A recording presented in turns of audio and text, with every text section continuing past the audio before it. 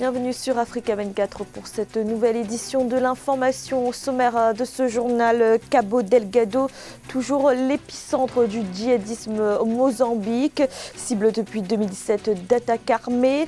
Ces 2 dernières semaines, plusieurs villes de la province ont même été occupées par un groupe terroriste apparu il y a un peu plus de 2 ans. Geste de solidarité en pleine crise liée au coronavirus. L'autorité des ports de Djibouti a annoncé exempter le fret éthiopien des frais de manutention. Et ce pendant 2 mois. Djibouti qui appelle à la continuité du transit de marchandises par la Corne de l'Afrique. Et un remède contre le Covid-19, le président malgache Andra Joel a annoncé que la grande île disposait désormais d'un traitement préventif contre le virus, un traitement à base de plantes médicinales dont l'artémisia. Le Mozambique, toujours sous la pression des islamistes. Depuis 2 ans, cette province particulièrement pauvre est la cible d'attaques armées. La tension est même montée d'un cran ces dernières semaines avec l'occupation de plusieurs villes par un groupe djihadiste. Une occupation symbole de la montée en puissance de ce groupe terroriste. Zahra Mohamed Mouchou et Philomène Tina. À Cabo Delgado, les attaques terroristes se poursuivent. Ces dernières semaines, des combattants ont même un temps occupé certaines villes de la zone. Les violences perpétrées dans cette région située à l'extrême nord du Mozambique ont fait au moins 900 morts. Ces 3 dernières semaines, les violences armées se sont intensifiées dans plusieurs districts. Des milliers de déplacés sont arrivés exténués dans des bateaux de pêche à Pemba, la capitale provinciale, pour chercher un refuge. Les organisations internationales réitèrent leurs préoccupations face à l'insécurité grandissante.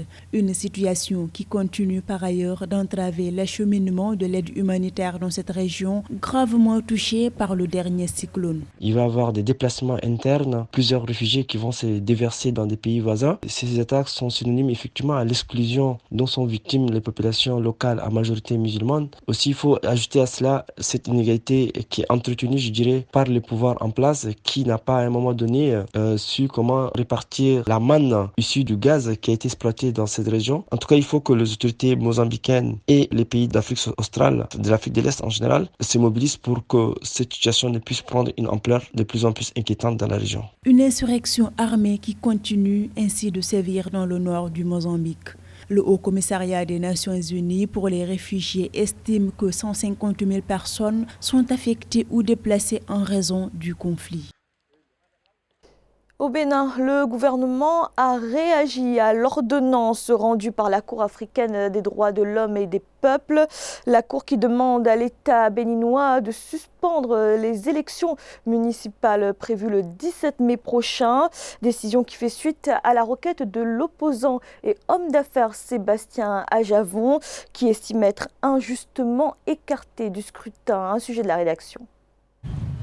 L'opposant béninois Sébastien Ajavon obtient auprès de la Cour africaine des droits de l'homme et des peuples la suspension des élections communales et municipales prévues le 17 mai au Bénin. Une décision rendue ce 17 avril par la juridiction continentale qui sonne comme une deuxième victoire pour l'homme d'affaires béninois et président d'honneur du Parti social-libéral. Le 20 décembre 2018, l'ancien patron du patronat béninois, aujourd'hui exilé en France et condamné à 20 ans de prison, avait déjà fait condamner son pays par la Cour africaine des droits de l'homme et des peuples. La juridiction avait alors ordonné l'arrêt immédiat de l'application de sa peine. Une décision jusque-là ignorée par l'État béninois qui maintient inscrite la condamnation de l'opposant sur son casier judiciaire. Le préjudice est immense, fait valoir l'homme qui n'a pu, en raison de cette condamnation, obtenir pour son parti le certificat de conformité nécessaire à la participation aux législatives du 28 avril 2019. Le nouveau code électoral béninois est clair. Pour être désormais candidat à l'élection présidentielle au Bénin, il faut le parrainage de 10% des députés et élus locaux, soit 16 députés ou élus communaux. Si l'ordonnance de sursis qui vient d'obtenir Sébastien Ajavon n'est pas respectée par l'État béninois, la participation de l'homme à la présidentielle de 2021 sera de facto compromise. Il n'appartient pas à une juridiction de s'y mixer dans le processus électoral d'un pays souverain, soucieux du respect de sa constitution qui l'oblige à organiser des élections à bonne date. Aucune institution au monde n'a jamais eu cette prétention-là, même la CEDEAO, qui est une institution de proximité, n'est jamais allée aussi loin. Une tonalité qui ne semble pas faire mystère de la suite que compte donner l'État béninois à l'ordonnance de la juridiction continentale. Mais le camp Ajavon prévient, le Bénin ne peut éperdument et sans conséquence ignorer les décisions de la plus haute juridiction du continent. La procédure prévue par le protocole de la Cour, la Charte africaine des droits de l'homme et des peuples et la Charte de l'Union africaine, cette procédure va être utilisée. Compte rendu sera fait. Je pense qu'il n'est pas dans l'intérêt d'un État de ne pas exécuter une décision de justice. Le fait de ne pas le faire ne fera que compliquer la situation, ne fera que aggraver la situation de l'État du Bénin. Et en plus, il y a l'image du pays. Lorsqu'un État prend des engagements internationaux, il a de son devoir de les respecter. J'espère que la raison va prendre le dessus et que les décisions seront exécutées. Pour rappel, l'opposant béninois Sébastien Ajavon a été condamné le 18 octobre 2018 à 20 ans de prison par la CRIET, la Cour de répression des infractions économiques et du terrorisme, pour trafic de drogue. Une affaire dans laquelle il avait pourtant été relaxé en 2016. Si la Cour africaine des droits de l'homme et des peuples émet encore des réserves par rapport à la CRIET, créée en 2018, pour l'opposition béninoise, elle est essentiellement destinée à faire condamner de façon arbitraire les opposants et éliminer tout concurrent du président Patrice Talon pour la présidentielle de 2021. Et on ouvre à présent notre page consacrée à la pandémie de coronavirus. La pandémie qui continue de se propager sur le continent. Le Libéria a décidé il y a quelques jours de prolonger l'état d'urgence. Une mesure accompagnée d'un décaissement de 25 millions de dollars pour des denrées alimentaires à destination des ménages les plus vulnérables. Zahra Mohamed Mouchou et Nelly Cladebessa.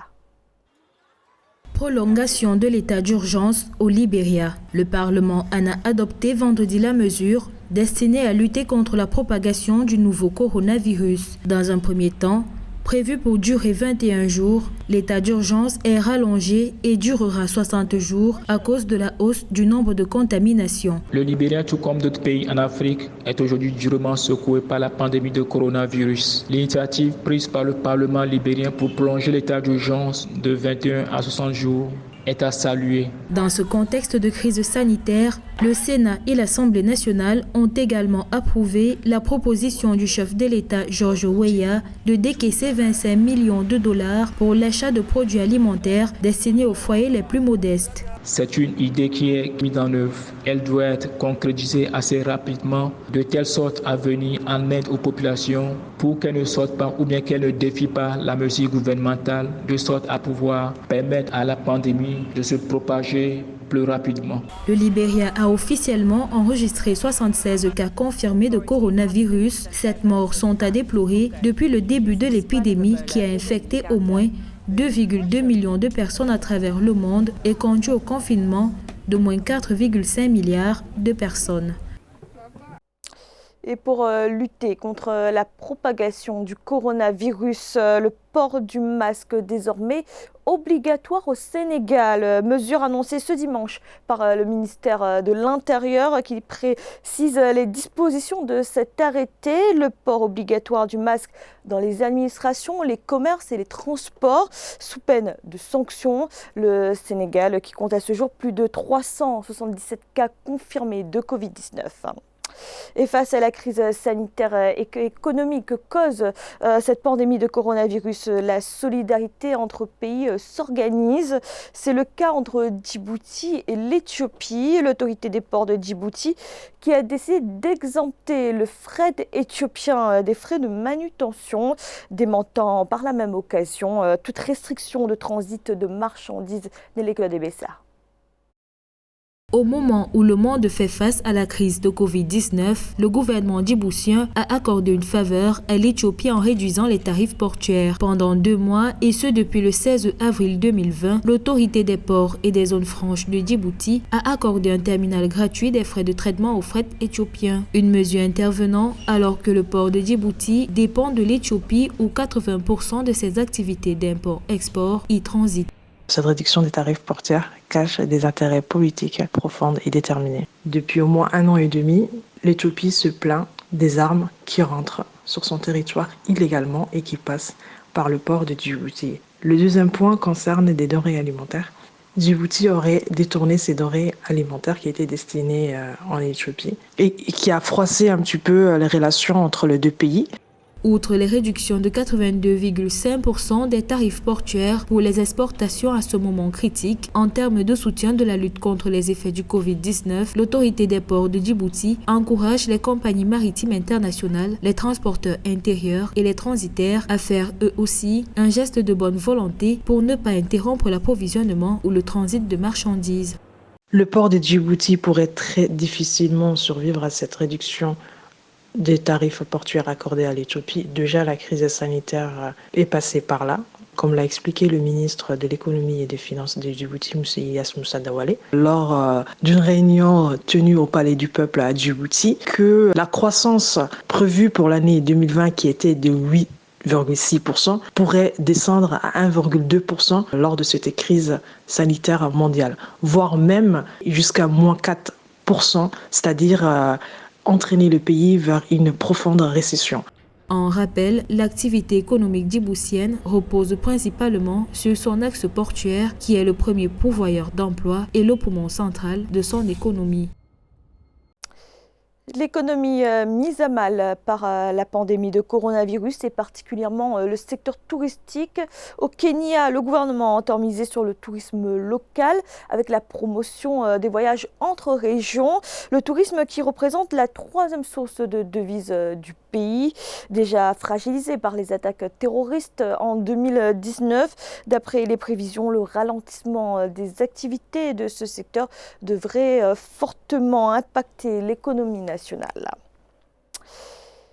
Et contre le coronavirus, aucun vaccin n'a été trouvé à ce jour.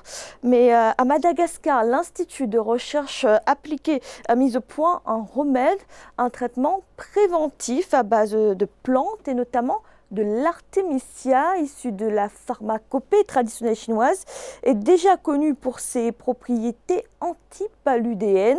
Le président malgache André Joël a annoncé des essais concluant sur les malades contaminés par le Covid-19. Nathalie Mo. Covid Organics, c'est le nom du traitement préventif contre le Covid-19 testé à Madagascar. Le président Andry Rajoelina a indiqué que ce médicament élaboré par le professeur Albert Rakoto Ratsimamanga a montré des résultats satisfaisants. Le Covid Organics est un nouveau médicament préventif contre le nouveau coronavirus. Sa production par l'Institut malgache des recherches appliquées à l'échelle nationale est en marche actuellement. Les résultats sur des malades du Covid-19 à Madagascar ont été efficaces avec ce remède. Il peut limiter les conséquences de la maladie.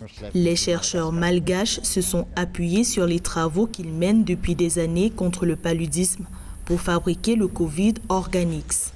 Le Covid Organics contient de l'artémisia, plante cultivée sur la Grande Île, contre l'avis de l'OMS.